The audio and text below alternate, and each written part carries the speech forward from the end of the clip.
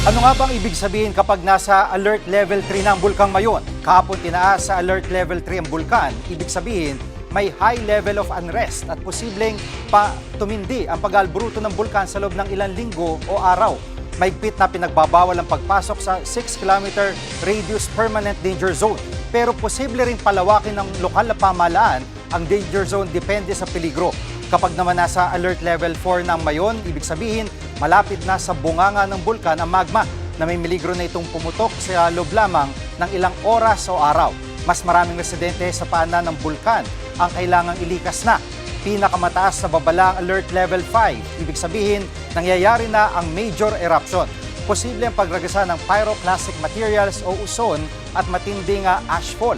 Posible ring magkalahar lalo na kung maulan.